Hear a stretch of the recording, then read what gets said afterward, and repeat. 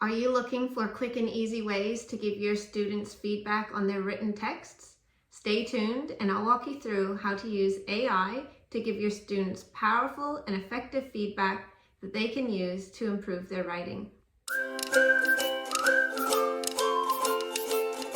Welcome to AI for Teachers. I'm Jen Twydale.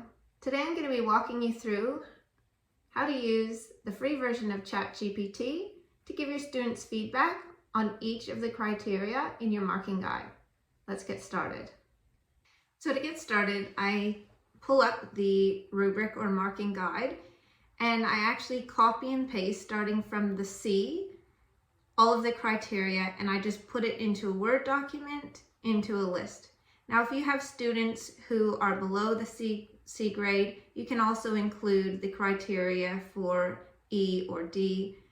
However, when I'm setting my students' goals, I'm usually wanting to set them at the C level, so that's why I start there.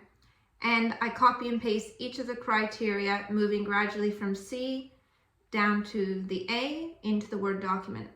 I've tried to create this list using AI, just downloading the PDF of the rubric into chatpdf.com, but I found I wasted more time fiddling around with the prompt. It's easier just to copy and paste in Word to create this list. Once I've put my criteria into a list using Microsoft Word, I then go into ChatGPT.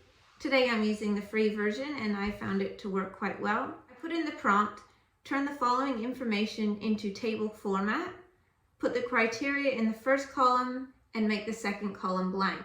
I will say when you're making the checklist, sometimes our GTMJs are more written in teacher talk.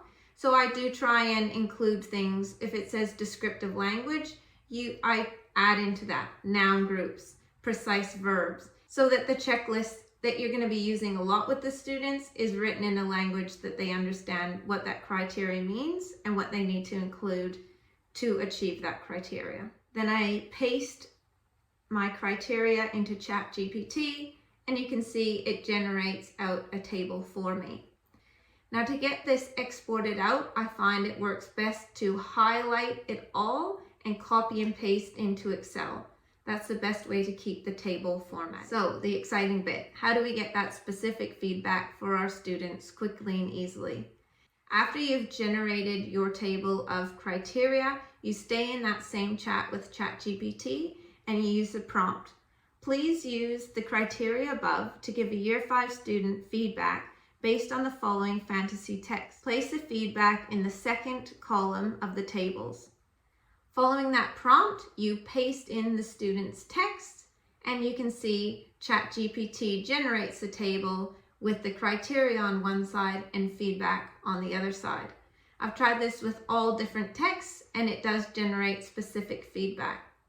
In some areas I found that it would tell the student that they needed to correct their spelling or grammar, and I found that I needed an additional prompt to say something like, give specific examples of spelling errors or punctuation errors. ChatGPT was able to regenerate the feedback, giving that specific feedback from the student's text.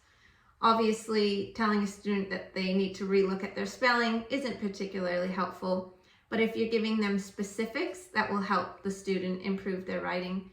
Also, if they had no figurative language, it will say to them, you could use more figurative language, and it reminds them what that is, simile, metaphor, or personification. If you're wanting to create numerical feedback for each of the criteria to give further feedback to your students, you can continue down and use the prompt, create a third column to the table, and rate on a scale of 1 to 5 how the student met each criteria.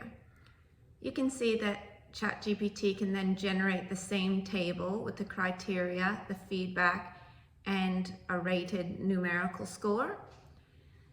I think you'd want to play with this a lot with a variety of texts before I would feel confident that it's giving you reliable numbers. I think we're a little ways off, unfortunately, just sending through our writing assessments and having them marked for us. You can also have it weighed at different weights. So if you wanted a certain criteria to be out of 20 and some criteria to be out of 5, you just need to add that kind of information into your prompt. I think overall this strategy will work really well just to give your students feedback. Like I said, I think we're a little ways off actually getting ChatGPT to mark all our written work. I hope you found this video useful. If your students are handing in their writing in handwritten form, you can use Google Lens to turn it into text and then just follow the same steps as in the video. If you've enjoyed this video and you think it will be helpful, please hit the subscribe button. In future videos, I'll be showing you how to generate your own rubrics, so subscribe so you get alerts for my new series of videos. Remember to balance your work and well-being. This has been AI for Teachers, and I'm Jen Twydale.